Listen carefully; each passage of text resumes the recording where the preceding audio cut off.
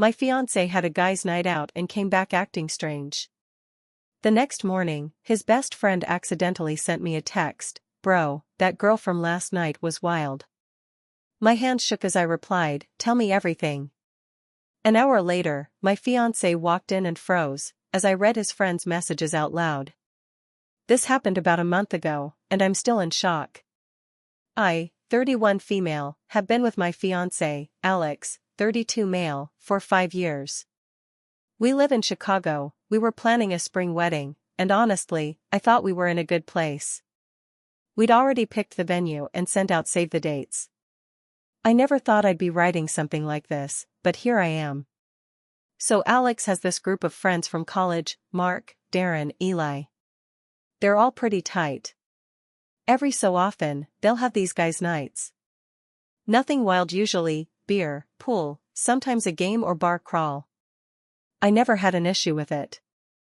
I trusted him. He never gave me a reason not to. The latest one was on a Friday. Alex said they were going to hit a few bars downtown and might crash at Mark's place if it got too late. Totally normal. He left around 7 p.m., kissed me goodbye, said he'd text if anything changed. He didn't text. Not once. I fell asleep around midnight, phone on loud, just in case. He didn't come home that night. Still, I didn't panic. He said he might stay over. I figured he got drunk, passed out, whatever. But when he walked in the next morning around 9 a.m., something felt wrong. He looked like hell. Not hungover, well, maybe a little, but more like guilty. His face was pale, he barely said a word. He avoided my eyes. When I asked how the night went, he muttered fine and went straight to the shower. The vibe was just off. While he was in the shower, I started making coffee. My phone buzzed. It was a text from Mark, his best friend. Weird, Mark and I rarely text unless it's about planning surprises or birthdays. I unlocked it. "Bro, that girl from last night was wild." I froze. My heart dropped straight into my stomach. I stared at the screen for a full minute, just trying to process. I could feel my hands start shaking. Was that meant for Alex? What girl? What the hell happened last night? I responded, "Mark, what girl?" Immediate typing dots. Shit. Sorry. That wasn't meant for you. My stomach flipped. I asked again, "Mark, tell me what happened." I'm not stupid. Nothing for a few minutes. Then, "I think you need to talk to Alex." That was it. No denial. No clarification. No joke. Just that.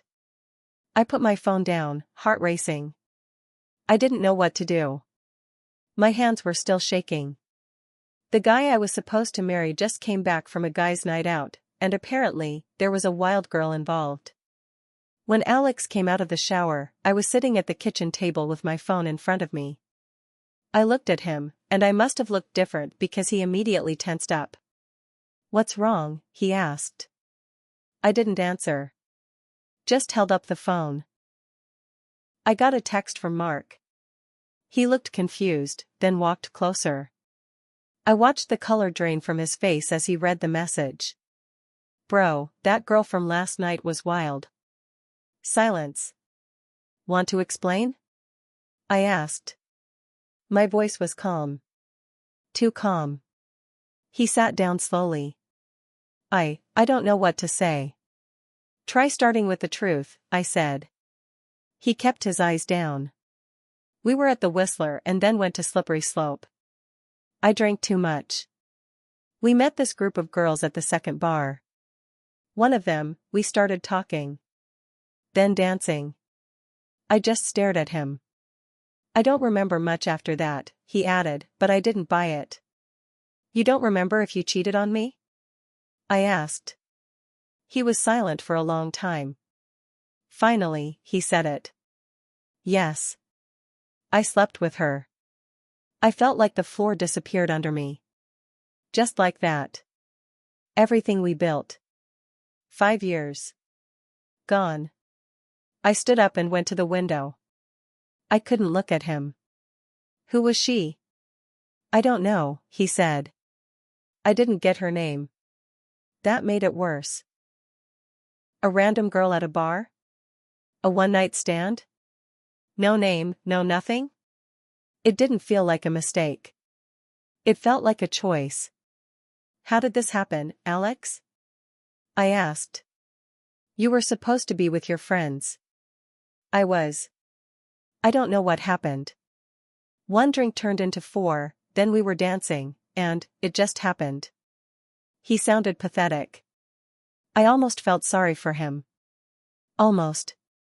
I didn't plan it, he added, like that helped. I didn't say anything.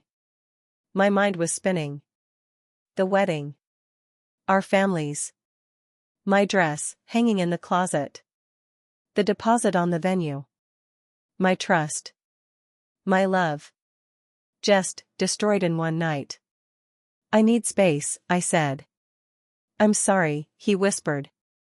I'll do anything to fix this. But I couldn't even look at him. I left the apartment and went to my sister's place. Later that night, I texted Mark again. How long was Alex with her? He didn't reply. Did he leave with her? Go home with her? I need to know. Eventually, Mark texted, they were together most of the night. I don't know where they went after. I assumed her place. I cried. Hard. 4 hours. My sister tried to comfort me, but I felt numb. I kept replaying it in my head. I trusted him. I let him have his space, his freedom. And he used it to hook up with some random girl. This isn't just about sex. It's about respect. About trust. About the fact that he looked me in the eye for 5 years and told me he loved me, and still did this. I haven't decided what to do yet. There's more, but I'm still living it. If anyone's been through something like this, I'd really appreciate your advice. I stayed at my sister's place for 3 days. During that time, Alex blew up my phone, texts, voicemails, even emails. All the same thing, I'm sorry. It didn't mean anything. I'll do anything. Please don't leave me. I didn't reply to any of them. I couldn't. I was angry, but more than that, I was heartbroken. And underneath the pain, there was this voice in my head whispering. If it was just a one-time thing, why does it feel like there's more? On the 3rd day, I finally went back to the apartment to get some clothes. I needed to see him face to face, not to forgive him, but to look him in the eyes and try to understand what the hell went through his head that night. When I walked in, he looked like he hadn't slept. There were bags under his eyes. He didn't speak right away. Just stared at me like I was a ghost. I just need clothes, I said. Can we talk? He asked, his voice low. I didn't want to, but I nodded. We sat in silence for a few seconds before he said, there's something else I need to tell you. My heart dropped again. Just when I thought I'd heard the worst. He swallowed hard. This isn't the first time I cheated. I didn't even blink. My mind just stopped. What? I whispered. He looked like he was going to throw up. It happened once before. 2 years ago. On a business trip to Denver. I was drunk. It was stupid. I never told anyone. I thought it was behind me. I felt like someone had punched me in the chest. My ears started ringing. 2 years ago. That means it wasn't a mistake. It's a pattern. He kept talking, trying to explain, but I wasn't listening anymore. I stood up and walked straight to the bedroom. I packed my bag in silence. He followed me, begging. Please. Don't go. I'm getting therapy. I swear I'll change. I love you. I zipped up the bag. You don't love me. You love what I do for you. You love being loved. He broke down. Literally dropped to his knees. I walked out. Later that night, I called Mark. Not to talk about Alex, but because I needed to ask something that had been bothering me since all of this started. Mark, I said, I need the truth. How many times has this happened? He paused. What do you mean? Don't play dumb. Has Alex cheated before? Mark hesitated. Then sighed. I didn't want to get in the middle. But, yeah. He told me about the Denver girl back then. Said it was a one-time thing. I told him to come clean. He didn't. I leaned against the wall, dizzy. Why didn't you tell me? It wasn't my place. Wrong, I snapped. It was your place. You were the best man at our wedding. I'm sorry, he said.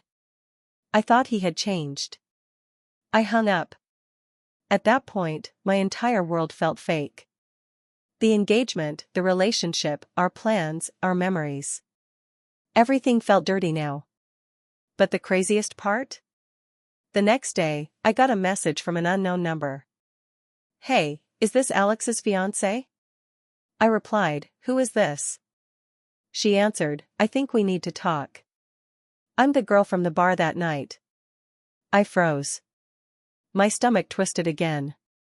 I almost didn't reply. But I did. Why are you texting me? I didn't know he was engaged. I found out later. I'm so sorry. I thought you deserved to know the truth. What truth? Her response made my blood run cold. He told me he was single. He didn't act drunk. We talked for hours. He bought me drinks, danced with me, said he hadn't felt a connection like this in years. We left together. We slept together. Twice. Twice? I typed back. Yes. He even gave me his number. Said he wanted to see me again. My head was spinning. He wasn't drunk. He wasn't confused. He wasn't a victim of the moment. He was lying. Deliberately. And worse, he was planning to continue. I asked her to send a screenshot of his number. She did. It was him. That's when I realized, this wasn't some mistake or drunken moment. This was who he was. There was no confusion. No blur of alcohol. No accident. He had calculated every word, every move, every lie. And now, I was stuck with this terrible truth. 5 years of love, thrown away like garbage. A wedding that almost happened. A man I didn't even recognize anymore. But that wasn't the end. Because 2 days later, I found out something that flipped the whole situation on its head. 2 days after I found out the girl from the bar had his number and he'd lied about everything, I got another message. This one wasn't from a stranger. It was from Eli, another one of Alex's friends. I hadn't talked to Eli much during all this. He was quieter than Mark, usually stayed out of drama. But now, he was texting me out of nowhere, hey. I don't want to get involved, but there's something I think you should know. At this point, my nerves were already fried. But I texted back. About what? About Alex. About what he's been doing. He asked if we could talk on the phone. I stepped out onto my sister's balcony and called him. He sounded nervous. I can't stay quiet anymore, he said. He's not just been cheating. There's more. My stomach tightened again. What do you mean, more? He sighed. I found out a few months ago. Alex has been using dating apps. Like, multiple ones. Not just hookups either. He's been meeting women regularly. I even saw one of them pick him up outside Mark's building once. I confronted him. He told me to mind my business. My heart was racing. I didn't know if I should tell you, Eli continued. But after what happened last weekend, I couldn't stay silent anymore. My mind was going 100 miles an hour. He wasn't just cheating by accident. This was organized. Repeated. Planned. He had time to build other connections. He had conversations. He met them. He kept it all going, even while he helped me pick out wedding centerpieces. You're saying this has been going on, for how long? I asked. I don't know. But at least a year. Maybe longer. I thanked him and hung up.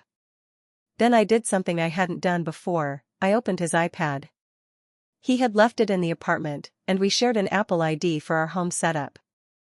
I hadn't checked it during all this chaos, but now, I felt like I had to. Messages. Notifications. Hidden folders. It didn't take long to find everything. Screenshots of Tinder profiles. A folder named Work Trips full of photos of him with women in hotel rooms. Deleted messages recovered through iCloud. I sat there on the floor, shaking, flipping through lie after lie. Woman after woman. Timestamps. Dates. Locations. Some photos were from as far back as 2022. Which meant this had been going on for over 2 years. Then I saw it. A message to one of the women. I wish I'd met you before I proposed. I'm only staying because the wedding is paid for. That broke me. All this time, I thought I had walked away before the damage got worse. But the truth was, the damage was already massive. I just hadn't known it yet. I stared at that line again. I'm only staying because the wedding is paid for. It felt like a punch to the gut. Then I remembered, we had a joint wedding savings account. That's where most of the money for the venue, dress, catering, all of it, was sitting. I opened the banking app. The balance was lower than I remembered. $8,600 was missing. Gone. I opened the statement and saw several cash withdrawals, thousands each time. All within the past 3 months. I couldn't breathe. I called the bank. They confirmed the withdrawals were made using Alex's debit card. I felt like I was going to throw up. He didn't just cheat. He robbed me. He used me. He was using our wedding fund to pay for weekends with other women. I couldn't keep this to myself anymore. I called my mom and told her everything. She cried. She'd loved him like a son. We all did. But here I was, sitting on the floor, realizing the man I had built a life with wasn't real. He was an act. A mask. A carefully managed illusion. I texted Alex and told him I needed to see him the next day. Alone. He didn't know what I had found. He didn't know I had receipts. Photos. Screenshots. Bank statements. He didn't know I had spoken to the girl from the bar. And he definitely didn't know that one of his own friends had finally broken and told me the truth. Tomorrow, we were going to have that talk. And this time? I wasn't asking questions. I was about to destroy his lies, piece by piece, while he watched it all crumble. The next day, I told Alex to meet me at the apartment. Alone. No distractions, no excuses. I needed to look him in the eye and lay it all out. He showed up around 6 p.m. Dressed like he wanted to impress me. Like that would somehow erase what he'd done. Thanks for agreeing to talk, he said, cautiously stepping inside. I sat at the dining table. His place was across from me, empty, for now. I didn't come here to talk, I said. I came here to show you what I found. I pulled out a folder I'd printed. Screenshots. Messages. Hotel bookings. Bank statements. His message to the other woman, I'm only staying because the wedding is paid for. I slid the folder across the table. Alex hesitated before opening it. And then I watched his face fall apart in real time. He didn't even make it past the second page. I can explain. No, I cut him off. You don't get to explain. You already lied. Repeatedly. You chose to do this over and over while I planned a wedding, paid for it, and believed you were the man I was going to spend my life with. I was scared, he muttered. I didn't want to lose you. But you didn't want to stop cheating either, right? His hands were shaking. I messed up. I know that. I was going to stop. I was going to come clean, when? I snapped. After the wedding? After we had a kid? Silence. I kept going, my voice rising. You're not sorry for cheating. You're sorry you got caught. And you didn't just cheat, you stole from me. That money was for our life together. Our future. I was lonely, he said, finally raising his voice. You were always working. Always busy. You stopped making time for me. I laughed, a bitter, hollow sound. So this is my fault now? I'm not saying that, he said, softer again. I felt invisible. And instead of talking to me, you downloaded dating apps, flirted with strangers, slept around, and told someone you wished you met them before you proposed to me. He started crying. I loved you, he whispered. I still do. I stood up. No, you loved the idea of me. You loved the way I loved you. You loved how I made your life easy. He looked broken. But I was past broken. I was just done. As I moved toward the door, someone knocked. I wasn't expecting anyone. I opened it. Mark and Eli were there. Mark looked stunned to see me, and Eli gave me a small nod. Hey, Eli said. I thought you might need backup. Alex stepped out of the dining room and froze. You told them? He asked. I told her, Eli said, pointing to me. And I'd do it again. Mark looked uncomfortable. Look, I didn't know about everything. I swear. Just the bar night.